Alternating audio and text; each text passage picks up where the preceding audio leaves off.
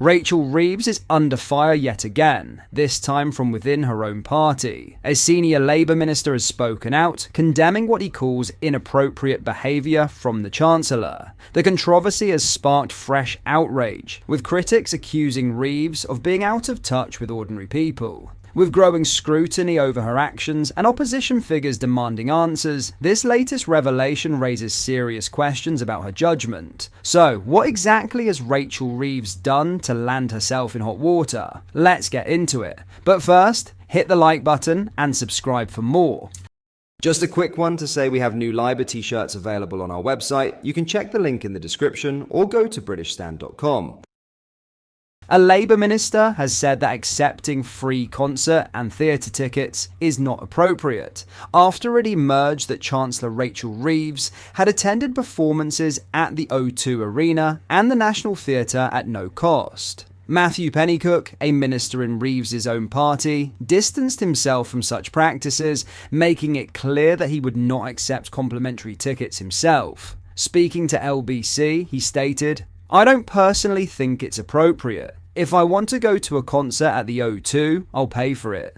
His remarks come amid growing scrutiny of the Chancellor's decision to accept hospitality worth hundreds of pounds over the festive period. It was revealed that Reeves attended 2 National Theatre productions on December 27th, Oscar Wilde's The Importance of Being Earnest, and an adaptation of Neil Streatfeild's Ballet Shoes. The tickets for both performances were valued at £276. Days later, further revelations surfaced, showing that Reeves had also attended a Sabrina Carpenter concert at the O2 Arena, where she was reportedly seated in a corporate box. Some resale tickets for the show had been listed at nearly £1,000. The disclosures have sparked criticism, particularly from opposition figures. A Conservative source told the Daily Mail, "Reeves needs to come clean and reveal how she came to get these freebies. She seems to be more focused on jollies than fixing the mistakes of her budget. It's no wonder she needs an emergency budget." The source went on to accuse the Chancellor of being out of touch with ordinary people, suggesting that while working families struggle with record tax levels and declining business confidence, Reeves appears more preoccupied with entertainment. While there is no suggestion that Reeves broke any rules, the optics of a high-earning government minister accepting free hospitality have fueled accusations of hypocrisy. Labour has consistently criticised corporate excess and sought to portray itself as a champion of economic fairness. In contrast, some Labour supporters argue that the backlash is overblown. They point out that politicians from all parties have accepted hospitality over the years, and that this is common practice in Westminster. Others say the focus should remain on policy issues rather than personal activities. Despite this, Pennycook's comments indicate that even within Labour, there are differing views on whether accepting such perks is acceptable. With pressure mounting, Reeves may now face further questions about transparency and whether she should reimburse the cost of the tickets. For now, the Chancellor has not publicly responded to the criticism, but as scrutiny grows, she may need to justify her decisions or risk further political damage. In other news, common salaries will rise by 2.8% over the next financial year, the Independent Parliamentary Standards Authority, IPSA, has confirmed. At present, MPs receive £91,346 of taxpayer cash every year alongside expenses, which is set to rise to a little over £93,903. Multiplied by 650, that amounts to a more than 1.6 million valued pay rise, and it comes just 1 year after MPs were given a 5.5% salary bump. Reacting to the news, John O'Connell, Chief Executive of the Taxpayers Alliance, said, "Taxpayers will be frustrated that while their own income is squeezed, MPs will face no such hardship."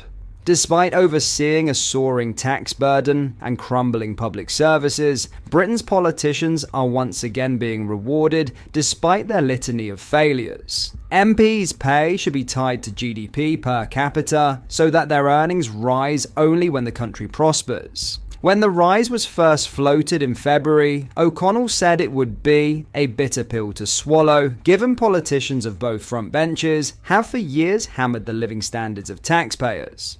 IPSA said the decision was in line with wider government pay recommendations for public sector workers. The watchdog is required to review MP salaries within the first year of a new parliament by early July, and on Monday it said it would hold a further consultation on the determination of MPs' pay for the rest of the current parliamentary term in the coming months. Also today, the Prime Minister's official spokesman said he was not aware that MPs can accept or reject pay rises, and was obviously up to every MP what they do with their salary. He added that Labour was continuing the freeze on ministerial pay, which has been in place since 2010. The increase comes as the government gears up to slash public sector spending across the board, just days after taking an axe to NHS England and Britain's soaring welfare bill. On Wednesday, the Chancellor is expected to confirm as many as 10,000 civil service job cuts as part of a major £2 billion Whitehall savings drive in her spring statement. Rachel Reeves has already ordered senior civil servants to reduce departmental administrative budgets by 15% over the next 4 years. The estimated £2.2 billion annual savings will be redirected to frontline services, according to the Chancellor. People want to know we're getting value for money, she said. A British tourist is fighting for his life after a devastating explosion destroyed the B&B apartment where he was staying in Rome. The 54-year-old man, believed to be from Scotland, was pulled from the rubble after the two-story building collapsed around 9 a.m. on Sunday. According to Italian media reports, the tourist had been sightseeing in Rome since mid-March. In a chilling coincidence, the man had posted on Facebook upon his arrival on March 17th. "This should be a good week, if I don't get killed in some ungodly way." Witnesses described the moment of the explosion as terrifying. "I was stopped at the traffic lights at the intersection when I heard an explosion. It was like a bomb, a terrifying bomb," one witness told Rai Television News. A local resident named Liliana said, "It seemed like a bomb. The window shook." Another resident added, "We were still in bed when we heard an insane bang. We quickly realized that it wasn't a car crash or anything like that, but an explosion." Smoke was seen rising from the collapsed building in the Monteverde neighborhood. Firefighters reported hearing desperate cries for help beneath the rubble and spent nearly an hour trying to free the trapped tourist. The man was rushed to Rome's Sant'Eugenio Hospital with burns to 70% of his body. Roberto Gualtieri, the mayor of Rome, visited the scene of the devastation. He said he was working with police and civil protection officials on an investigation into the incident. Officials confirmed no one else was injured in the explosion.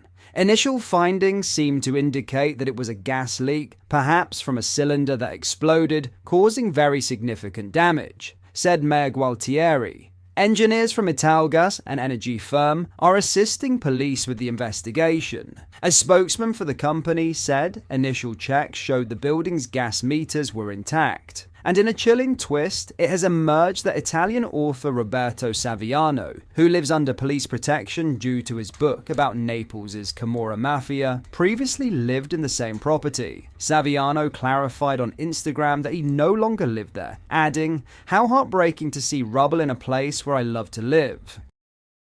What are your thoughts on what we discussed in today's video? Let me know down in the comment section below. If you've not yet already, make sure you do drop a like on this video and subscribe to the channel for more British content. Thank you, take care, goodbye.